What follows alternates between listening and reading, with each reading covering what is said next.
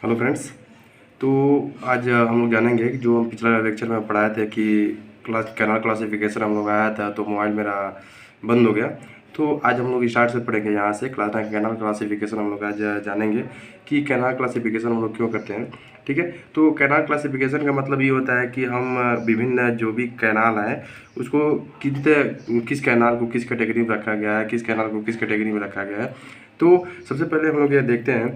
तो canal alignment में तो होता है संरेखण करना। संरेखण करना में तो होता है जैसे मान लीजिए कोई फील्ड है, तो या मान लीजिए फील्ड है तो फील्ड में हम लोग क्या करते हैं, संरेखण करते हैं कि मतलब उसका निशान पहले दिया जाता है, यही कहलाता है संरेखण करना। ठीक है, तो अलाइनमेंट की है। तो अकॉर्डिंग टू अलाइनमेंट के अनुसार कैनाल को 3 भागों में विभाजित किया गया है। पहला होता है रिज कैनाल होती है, दूसरा होती है कंटूर कैनाल, तीसरा होती है साइड स्लोप कैनाल। ठीक है, तो सबसे पहले हम इन तीनों के बारे में जानेंगे कि रिज कैनाल, कंटूर कैनाल और साइड स्लोप कैनाल। जबकि अब देखा जाता है तो एसएससी जेईई के पॉइंट ऑफ व्यू से बहुत ही ज़्यादा इंपॉर्टेंट होता है। तो आगे हम लोग देखते हैं रिज कैनाल। रिज कैनाल मतलब करने का मतलब ये होता है कि रिज कैनाल किसे कहते हैं। तो सबसे पहले हम लोग जानेंगे कि रिज क्या होती है। रिज जो होती है कि जो हमारा जो एरिया है, जैसे सपोज दैट मान लेते हैं हमारी एरिया है कि गाँव की एरिया है, तो सबसे पहले हम इसका क्या करते हैं, कंटूर बनाते हैं। ठीक है, तो जो ये लाइन बनी होती है यही कंटूर है। कंटूर का परिभाषा हम लोग देख सकते हैं। कंटूर जो होती है कि कंटूर जो दो समान उच्चता वाले बिंदुओं को मिलाने वाली जो रेखा होती है, जैसे ये दो बिंदु है, मतलब बिंदु बिंदु से मिलाने वाली जो रेखा बनती है वही कंटूर, मतलब समान उच्चता वाले बिंदुओं को मिलाने वाली जो रेखा होती है वही क्या होती है, कंटूर लाइन होती है। ठीक है, तो हम लोग देखते हैं कि यह जो लाइन है, यह जो लाइन है, यह जो लाइन, मतलब इस लाइन पर देखते हैं कि जो बिंदु सबसे ऊंची है। ठीक है, रिज का मतलब होता है किसी एरिया की सबसे उच्चतम बिंदु। ठीक है, तो एरिया का सर्वे करेंगे, सर्वे करने पर हम लोग पाएंगे कि यह हमारी एरिया है, यहाँ पे यहाँ पे यहाँ पे। ठीक है, तो यह सबसे उच्चतम वाली बिंदु है, तो इस जो रेखा बन जाती है इसे हम लोग कहते हैं रिज लाइन कहते हैं। ठीक है, तो रिज लाइन, अब हम लोग देखेंगे रिज कैनाल किसे कहते हैं। तो रिज लाइन को फॉलो करते हुए जो कैनाल बनाई जाती है उसे हम क्या कहते हैं, रिज कैनाल कहते हैं। ठीक है, अब आप लोग समझ चुके होंगे कि जो यह रिज कैनाल होती है जो वह सबसे ऊपर होती है। ठीक है, और यह बगल में आप लोग देख सकते हैं ड्रेनेज है। ठीक है, ड्रेनेज, तो ड्रेनेज जो होती है हमारे रिज लाइन से बहुत ही नीचे बनाई जाती है। ठीक है, तो आप लोग के दिमाग में यह सवाल उठता होगा कि यह जो दोनों कैनाल होते हैं यहाँ आपस में मिलते होंगे तो कोई संरचना बनाई जाती है, लेकिन आप लोग ये देख लिए कि यह बहुत उच्चतम बिंदु पे है, यह बहुत निम्नतम बिंदु है, तो यह जो आपस में मिलते हैं तो यहाँ पे कोई भी संरचना का निर्माण नहीं होता है। मतलब क्रॉस ड्रेनेज वर्क जो होती है वह रिज कैनाल में नहीं बनाई जाती है। क्यों? क्योंकि यह बहुत ही उच्चतम बिंदु पर क्या करती है, बनाई जाती है।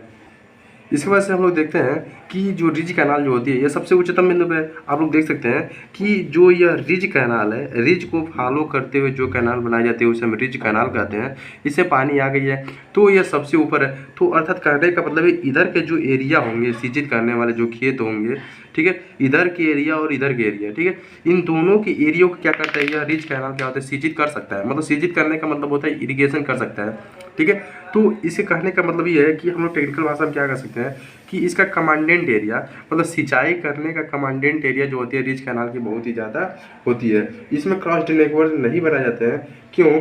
क्योंकि यह बहुत ही ज़्यादा हाईएस्ट पॉइंट पर होते हैं। ठीक है, तो अब इसमें सबसे मेन इंपॉर्टेंट बस यही है कि क्रॉस ड्रेनेज वर्क नहीं बनाते हैं, यह बहुत ही उच्चतम बिंदु पर होती है।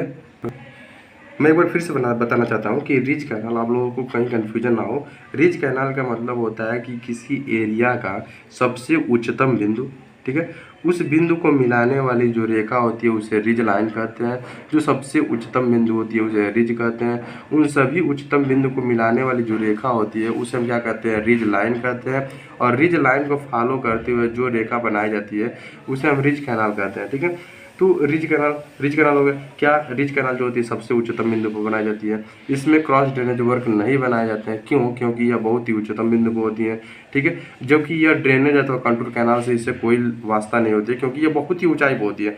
इसका जो कमांडेंट एरिया होती है, कमांडेंट एरिया मतलब होता है इसके सिंचित करने का जो क्षेत्र होता है ये बहुत ही ज़्यादा होता है। ठीक है, ठीक, मतलब इधर का और इधर का। ठीक है, अगला देखेंगे हम कंटूर कैनाल। कंटूर कैनाल आप लोग देख सकते हैं यहाँ पे।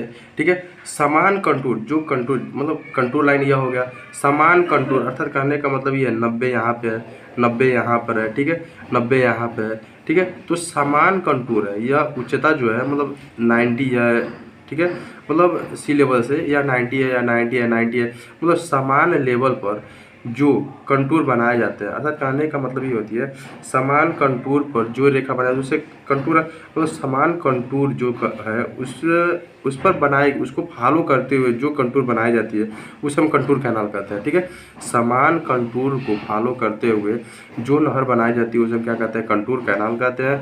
यह कंटूर जो होती है यह समान उच्चता पर बनाई जाती है और इसकी ऊंचाई और ड्रेनेज की ऊंचाई लगभग में समान होती है। तो आप लोग यह सोच सकते हैं कि यह जो मतलब बनती है, ठीक है, मतलब यह जो मतलब दोनों जैसे अर्थात ड्रेनेज वर्क अथवा कंटूर वर्क, यह दोनों जब आपस में मिलती होंगी तो यह क्रॉस ड्रेनेज वर्क बनाया जाता होगा।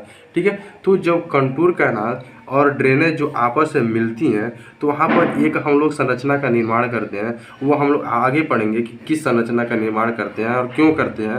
ठीक है, यह हम आगे बताएंगे। लेकिन यहाँ पर जो होती है यह बहुत ही ज़्यादा क्या होती है, क्रॉस ड्रेनेज वर्क बनाया जाता है। एसएससी में मान लीजिए मतलब अगर कोई पेपर में पूछ देता हो कि क्रॉस ड्रेनेज वर्क मैक्सिमम किसमें बनाते हैं, तो कंटूर कैनाल में बनाते हैं। कंटूर कैनाल में क्रॉस ड्रेनेज वर्क बहुत ही ज़्यादा बनाते हैं। और सबसे पहले यह भी देख सकते हैं कि आप लोग जो मान लीजिए सपोज दैट यह बहुत ही ज़्यादा इसके ऊपर अगर जाएंगे 90 के ऊपर जाएंगे तो इधर क्या होता है, यह उच्चता क्या होती है, बढ़ती जाती है। तो बढ़ती जाती है तो क्या होगा, मतलब इधर की मिट्टी हम लोग काट करके इधर हम लोग क्या करते हैं, बांध बना देते हैं, जिसे हम लोग एबटमेंट के नाम से जाना जाता है। जो यह बांध हम लोग इधर बनाए हुए हैं इसे हम टेक्निकल भाषा में क्या कहते हैं, एबटमेंट कहते हैं। अर्थात कहने का मतलब ये है आधी मिट्टी इधर से हम लोग काट करके और इस साइड में मतलब बांध बना देते हैं जिससे हमारी पानी नीचे डायरेक्शन में न जा पाए। अर्थात आप लोग यह भी देख सकते हैं कि इधर जितने भी हम लोग जाते हैं तो कंटूर जो उस पर हाइट जो होती है, कंटूर की हाइट जो होती है मतलब वो बढ़ती जाती है। अर्थात कहने का मतलब ये है कि कंटूर कैनाल से हम एक ही तरफ की सिंचाई कर सकते हैं। अर्थात कंटूर कैनाल से हम लोग इधर की साइड का सिंचाई बस कर सकते हैं, इधर की नहीं कर सकते। क्यों? क्योंकि इधर की साइड पर जो होती है ऊंचाई जो होती है बहुत ज़्यादा होती है, जिसके कारण हम लोग कंटूर का सिंचाई नहीं कर सकते। अर्थात इसका कमांडेंट एरिया जो होती है मतलब सिंचाई करने की कमांडेंट एरिया रिज कैनाल से क्या होती है, कम होती है।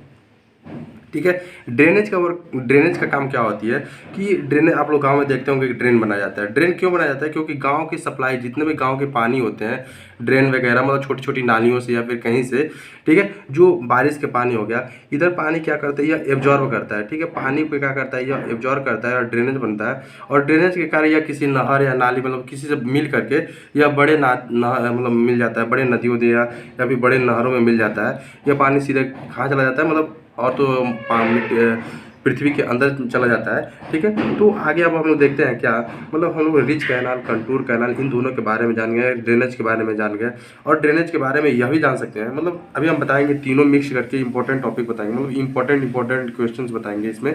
ठीक है, अगला हम लोग जानेंगे क्या, साइड स्लोप। साइड स्लोप क्या होती है? साइड स्लोप मतलब यह होती है कि जो हम लोग कंटूर लाइन बना दे, किसी क्षेत्र की हम लोग कंटूर लाइन बना दे। जैसे मान लो कि यह हमारे गाँव की एक कंटूर लाइन है। ठीक है, कंटूर लाइन बना दी है और जो कंटूर लाइन को, ठीक है, एक 90 डिग्री पर, जो कंटूर लाइन पर 90 डिग्री पर काटती हुई जो कंटूर बनाई जाती है, मतलब सॉरी कंटूर लाइन है और कंटूर लाइन को 90 डिग्री पर काटते हुए जो रेखा बनाई जाती है और उस रेखा को फॉलो करते हुए जो कैनाल बनाई जाती है उसे हम क्या कहते हैं, साइड स्लोप कैनाल कहते हैं। जो साइड स्लोप कैनाल आप पेपर में पूछ सकता है कि जो साइड स्लोप कैनाल होती है और कैनाल के कंटूर के बीच में कितने अंश की एंगल बनाई जाती है, तो वह 90 डिग्री होती है। ठीक है, तो अब हम लोग देखते हैं कि,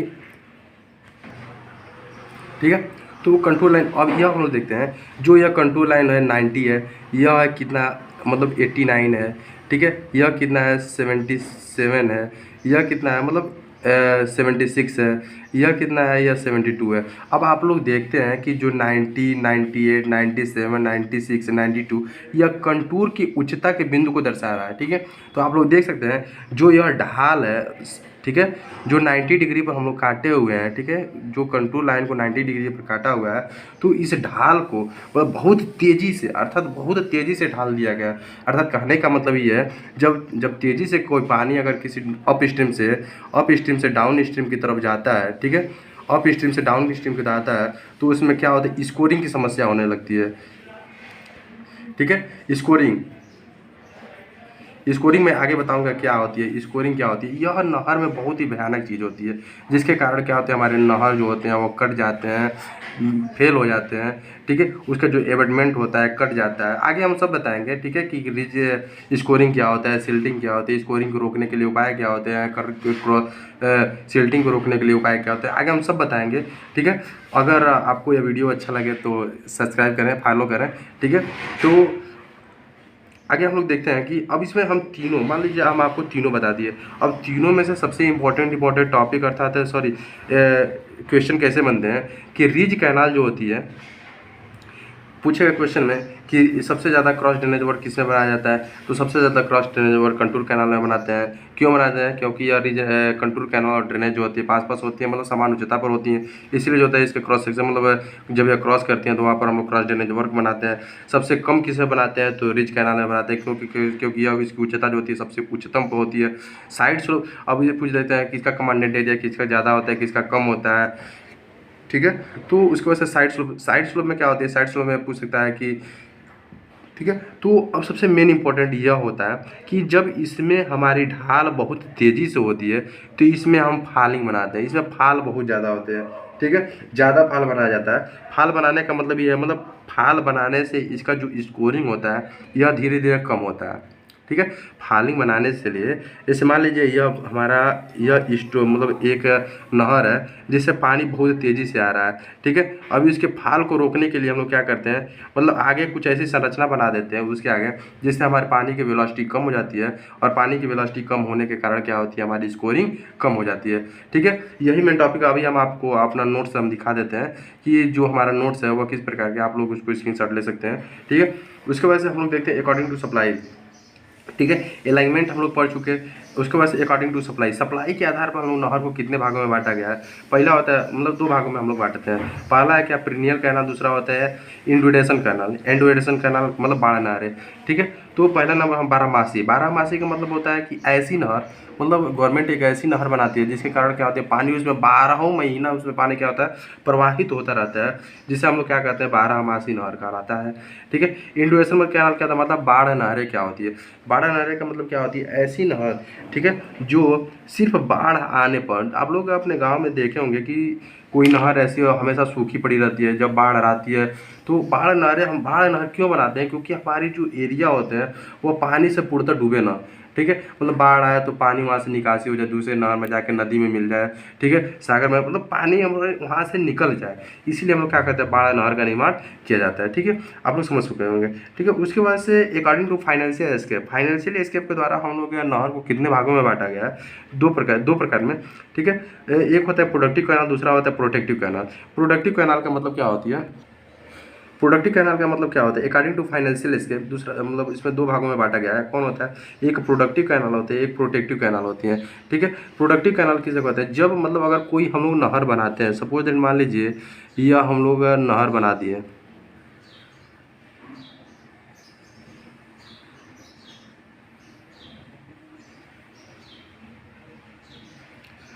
ठीक है। 3D में अगर बने तो 3D में इस तरह बन जाएगा,